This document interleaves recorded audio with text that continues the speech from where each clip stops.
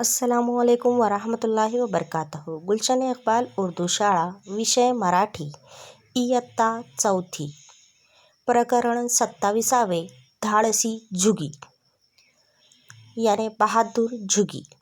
तो चलिए बच्चों, आज हम देखते हैं बहादुर झुगी की ये कहानी। झुगी 9-10 वर्षाची मुलगी।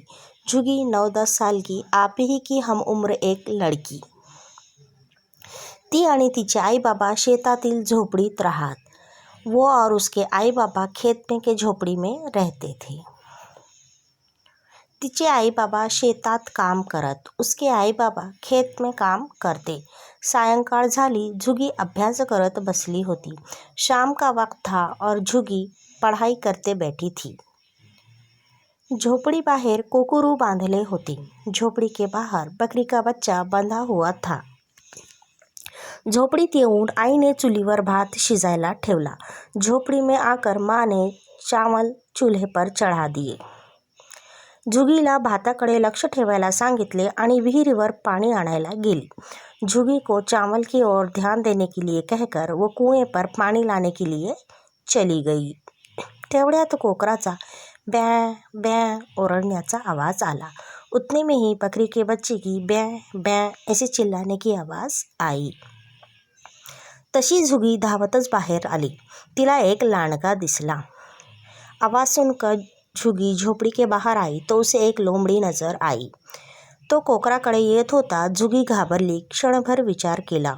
वो बकरी के बच्चे की ओर ही आ रही थी। झुगी घबरा गई और पल भर कुछ सोचा।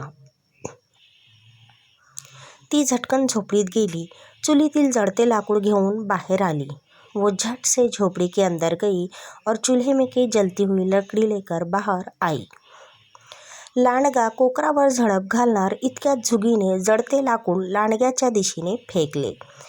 लोमड़ी बकरी के बच्चे के ऊपर हमला करने ही वाली थी। उतने में झुगी ने जलती हुई लकड़ी लोमड़ी की ओर फेंकी।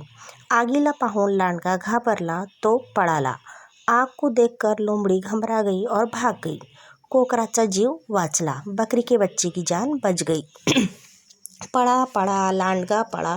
झुगी जोर जोरात ओरडू लागली। भागो भागो लोमड़ी भागो। झुगी ऐसा जोर जोर से चिल्लाने लगी। उसकी आवाज़ सुनकर पास में ही काम करने वाले बाबा भागते हुए आए।